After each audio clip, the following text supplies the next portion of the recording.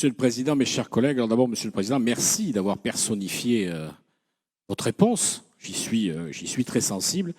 C'est peut-être que j'ai dit certainement, comme tout le monde ici, à un moment donné, des bêtises, mais j'ai peut-être pas dit que des bêtises. Je vais revenir sur quelques éléments de contexte et reprendre une de vos phrases. On a changé de méthode. Et oui, vous avez changé de méthode, Monsieur le Président.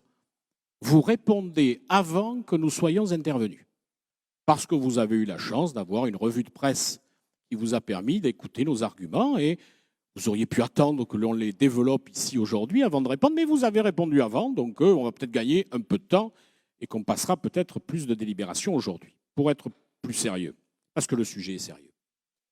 C'est vrai que j'ai parlé de murs. Et pourquoi j'ai parlé de murs? C'est pour donner une image. Une image qu'en 2030, si nous ne faisons rien, on sera en difficulté.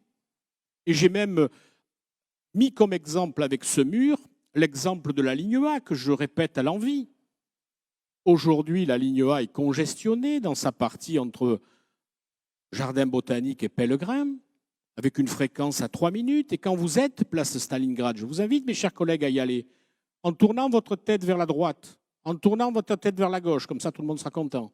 Vous verrez qu'il y a des logements qui sont en construction. Et que même dans votre plan, il n'y a pas de liaison entre les quais rive droite de chaque côté pour que ces habitants puissent revenir à Stalingrad ou traverser. Il y a une ligne de pont à pont, mais elle passe plus en haut dans le territoire. Ces gens vont venir à Stalingrad pour prendre le tram parce que l'axe naturel pour venir travailler, pour venir pour les loisirs, pour venir faire des achats, pour venir se balader, c'est rive gauche. Et donc, ils vont avoir besoin de monter dans ce tram. Alors, on peut optimiser en descendant à 2 minutes 50, à condition qu'il n'y ait plus de circulation à la porte de Bourgogne. Et on sera très vite rendu au maximum de nos possibilités. Et donc, la solution qu'on a proposée, oui, effectivement, alors, je ne sais pas, cher Alain Anziani, quelle serait la position d'Alain Juppé sur le métro. Je ne le ferai pas parler, moi. Moi, je ne le ferai pas parler. Par contre, j'ai eu des conversations privées avec lui, mais je ne les mettrai pas là sur la table, parce que ça serait malhonnête de ma part de le faire. Par contre, je sais que dans toutes les villes de France, quand on n'a plus de solutions en surface, on les a en haut, dans l'air, téléphérique, ou on les a sous terre, métro. Téléphérique, c'est, vous l'avez dit, Monsieur le Président, 17 000 voyageurs jour, c'est une vision très optimisée. C'est à peu près, quand tout va bien, l'augmentation annuelle de voyageurs de la ligne A. C'est-à-dire que si la pandémie s'arrête, si toutes les conditions sont réunies, c'est 15 000 voyageurs de plus en 2022, 15 000 en 2023, 15 000 en 2024, 15 000 en 2025, 15 000 en 2026. Et nous aurons toujours notre ligne de téléphérique qui fera 17 000, mais tous les ans. Non pas 34 000 la deuxième année, et ainsi de suite. Donc c'est une solution, mais encore une fois, Monsieur le Président, qu'est-ce qu'on demande? On ne vous demande pas de signer le bon de commande du métro. On vous demande simplement de signer le bon de commande d'une étude pour qu'enfin, à l'aune de cette étude, nous puissions être d'accord ou pas d'accord, comme on l'a fait pour plein d'autres sujets. Il y a des sujets qu'on a tenus, des sujets qu'on n'a pas fait parce qu'on a fait une étude. On vous demande simplement ça. Et quand on aura vu cette étude, on se rendra à l'étude. Ne nous réfugions pas dans le document qui a été fait et commandé par Patrick Bobet qui dit que c'est possible technologiquement. Ça, elle le dit. Et combien ça coûte? On parle de 1,2 ou 2 milliards, mais peut-être qu'une première ligne de métro de Jardin botanique à Pellegrin, elle ne coûte pas cette somme-là. Et elle permettrait de désengorger notre liaison rive droite rive gauche. Mais ne nous arrêtons pas à ça. On a des points de convergence avec vous. Le plan marche qui pourrait être contre. D'ailleurs, la plupart de nos communes ont mis en place des paves et on en est au 2e, voire au 3e document sur les paves. Le plan vélo, qui pourrait être contre? On en a fait 2 dans les mandatures précédentes. On ne va pas vous critiquer pour que ça soit le 3e. Alors, on serait totalement fou. Et là, on ferait de la politique politicienne. Non, on est d'accord pour le plan vélo, c'est plutôt bien le RER métropolitain. Alors, le RER métropolitain, je pense que j'ai mal entendu le chiffre qu'a prononcé Clément Rossignol. J'ai entendu 120 000 voyageurs. Ça ferait 242% d'augmentation par rapport à aujourd'hui. on serait sur le podium des meilleurs réseaux de France pendant 30 ans. C'est du jamais vu. Aucun réseau en France n'a augmenté de 242%. Hein, bien placé à Bordeaux pour avoir été le meilleur pendant 4 ans, nous n'étions qu'à 16. Alors, je vais vous dire, s'il y a 242, c'est du jamais vu. Ou alors, ça arrive peut-être en Inde, où on a des populations importantes, ou en Chine d'ailleurs, où on est avec plusieurs milliards d'habitants. Mais pas ici, ça n'existe pas une telle augmentation. D'ailleurs, la SNCF, qu'est-ce qu'elle dit sur le RER métropolitain? Tant qu'il est à 30 minutes, on est plutôt près de 70 000 que de 120 000. Et c'est vrai, Alain Anziani, qu'on met 12 minutes ou 13 minutes pour traverser l'agglomération. C'est vrai, mais il ne faut pas louper le premier. Si vous loupez celui de 8 heures, le suivant est à 8h30. Et si celui de 8h30 est plein, le prochain est à 9h. Donc, si nous voulons passer à 15 minutes, ce qui serait l'idéal, et permettez-moi d'avoir un peu suivi le dossier, là, c'est des sous qu'il va falloir mettre. Parce que là, ça va coûter cher. Et y compris, il faudra les aménagements ferroviaires au sud de Bordeaux pour pouvoir aller sur ces lignes-là qui sont importantes. La gare de la Médoquine est une bonne mesure. Ça a été lancé, il n'y a pas de souci. Les bus express. Alors moi, j'ai retrouvé le nom que je voulais leur donner. Qui est plus joli que bus express. C'est l'INEO. J'ai cherché dans mes archives, l'INEO, je trouve que c'est plus sympa, c'est plus joli. Bon. Les bus express, 100 km, monsieur Clément Rossignol. C'est super. Sauf qu'il n'y en a que 40 km de nouveau. Sur les 100 km, vous n'en avez inventé que 40 km. Les 60 autres, ils étaient déjà dans les cartons. Excusez-moi, le BHNS, permettez-moi de dire qu'il était déjà lancé. La ligne vers le campus aussi. Et la ligne de pont à pont, elle était quand même dans les prémices du plan d'urgence que nous avions présenté avant. Et elle était également dans le cahier des charges avant le changement de majorité de la DSP Transport. Donc, c'est quand même pas nouveau. Par contre, il y a effectivement 40 km de nouveau sur les 100 km que vous annoncez. Donc, on ne peut pas être contre, puisque plus de la moitié, c'était nous. Sauf qu'il faudra expliquer comment on fait 100% de voies dédiées au bus. Ce n'est pas possible. Il n'y en aura qu'une partie. Et d'ailleurs, ce n'est pas nécessaire qu'il y en ait partout. Il y a des endroits où on ne fait pas la queue, il n'y a pas forcément besoin de voies de bus. Alors, Patrick Bobet l'a dit, nous aurions employé une autre méthode. C'est vrai. Mais qu'a-t-il de mal à ça? On peut avoir une opinion différente sans recueillir l'ire du président de la métropole. On peut se dire que nous aurions, si nous avions été, peut-être ensemble d'ailleurs, plutôt voulu avoir le retour de l'enquête ménage-déplacement, plutôt la DSP Transport, qui aura peut-être des propositions intéressantes, qui seront financées par le délégataire, mes chers collègues. Ce sont des marges de manœuvre financières, c'est le délégataire qui finance une partie des travaux, et non pas la collectivité.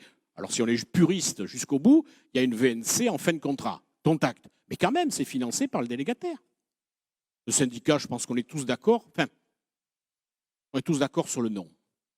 On n'est peut-être pas d'accord jusqu'où il faut aller. Parce que si on veut vraiment réaliser des économies, il faut aller jusqu'à un syndicat de gestion.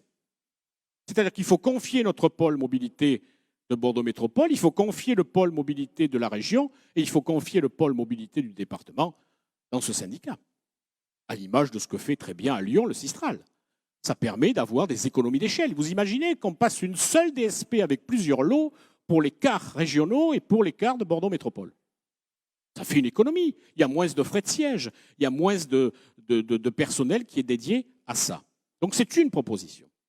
Nous, dans notre proposition, alors vous allez me dire, mais notre proposition, on l'a faite entre nous. On l'a faite en consultant des associations, on l'a fait en consultant la population. Mais on n'a pas les dizaines d'agents du pôle mobilité à notre disposition. On l'a fait grâce à notre expérience, à se mettre autour d'une table pour le faire. On n'a pas une cellule d'appui pour pouvoir nous aider. On a des collaborateurs de groupe qui sont là pour nous aider. Et les propositions qu'on a faites, on y croit, autant que vous. On a autant d'enthousiasme que vous, autant de certitude que vous, autant d'envie que vous. Mais ce n'est pas la même chose. Parce que nous, on n'a pas fait la chasse aux voitures. Et ça, c'est peut-être une différence entre nous. Nous, on est certainement pour qu'il y ait moins de voitures qui circulent, mais comme tout le monde, je crois que ça ne viendrait pas à l'esprit de personne, mais on veut accompagner. On souhaite une 4e voie sur la rocade pour pouvoir permettre le covoiturage, au transport en commun. On peut imaginer qu'une ligne de bus entre l'aéroport et le Palais des Congrès, qui prendrait la voie d'arrêt d'urgence sans forcément s'arrêter, serait un plus pour la desserte de ce pôle qui accueille beaucoup de touristes ou beaucoup de congressistes. Les poids lourds. Mais les poids lourds, il n'y a que des mauvaises décisions à prendre, parce que ça va être contre le monde économique, bien évidemment. J'ai eu l'occasion de faire ces derniers temps plusieurs fois, malheureusement, la route entre Bordeaux et Nice. Et je me suis aperçu que sur l'autoroute A8, on a créé beaucoup de parkings de poids lourds, mais pas des immenses parkings de poids lourds, des parkings que je qualifierais de raisonnables. Ils sont tous dotés d'affichage électronique qui donne le nombre de places dans 20 km, le nombre de places dans 40 km. Et ça permet aux poids lourds de s'arrêter et d'éviter les heures de pointe sur des agglomérations. Voilà une idée peut-être intéressante qu'il faudrait sans doute reprendre. Il y a aussi le franchissement. Le problème de franchissement, c'est qu'on a des franchissements à Bordeaux. Le pont de Pierre, vous connaissez l'état qu'il a. Il est occupé par le tramway. Je fais partie d'un certain nombre ici, d'être d'accord avec Alain Juppé de l'avoir fermé aux voitures. Donc c'est un pont, j'ai envie de dire, au mode doux. Le pont Chaban, on ne peut pas forcément y compter dessus tous les jours, puisqu'il monte, il descend. Donc pour y faire passer un mode lourd, c'est un peu compliqué, pour assurer une fréquence, voilà. Le pont Simone Veil va bien nous aider, mais on voit bien qu'il nous en manque un ouvrage. Alors volontairement, on dit ouvrage. Ça fait bien, parce qu'il ne faut pas partir avec une idée préconçue. C'est un tunnel, c'est un pont, c'est quelque chose. Mais on sent bien qu'il nous en manque, parce que entre la rive droite et la rive gauche, plus il y aura de franchissement, plus ça aidera la circulation entre les deux côtés. Circulation de bus, circulation de vélos, circulation de piétons, circulation de voitures. Il y a des voitures propres et il y a aussi du covoiturage. On peut aussi optimiser notre réseau de tram. Notre réseau de tram, il a été conçu il y a 25 ans. Alors on dit qu'on ne peut pas continuer les extensions, qu'il y a une nouvelle méthode pour calculer la vanne, il y a une nouvelle méthode pour calculer l'empreinte carbone. Je me souviens, je fais appel à ma mémoire de collaborateurs de cabinet ou de même d'élus. Je me souviens que des élus venaient dans le bureau du président de l'époque, la tête basse, s'asseyant devant le président Juppé pour réclamer là une extension, là une station supplémentaire, là quelques kilomètres supplémentaires, et tout le monde sautait sur son siège comme un cabri, mais tramway, tramway, tramway. Et puis maintenant c'est fini, la mode est passée. Et encore pas si longtemps que ça, certains le voulaient jusqu'à chez eux. Il y a des conversions stupéfiantes. Et enfin, quand une majorité change, et beaucoup d'entre nous, ça nous est arrivé de récupérer des mairies qui n'étaient pas dirigées par des gens à qui on a succédé dans le même camp politique, il y a ce qu'on appelle l'esprit républicain de la poursuite des projets. Et là, je dois reconnaître que ce qui a été fait, ce n'est pas bien. On peut changer d'avis. On peut dire un projet n'est plus valable. Il y a des méthodes de le faire. Je l'ai dit plusieurs fois en comité de pilotage, ce qui a été fait pour Gradignan n'est pas bien. On explique au maire de Gradignan, et il s'en expliquera, qu'on ne fait plus de tram, mais à la place, on lui fait la prolongation de la Bassens Campus. Pas bien. C'est pas ça qu'il fallait faire. C'est que la méthode de Saint-Médardès pouvait servir éventuellement pour Gradignan. Mettons un vrai bus express, regardons et on voit si, comme aurait dit Julien Lepers sur RTL, stop ou encore. Pourquoi on le fait pour un, pourquoi on ne le fait pas pour l'autre?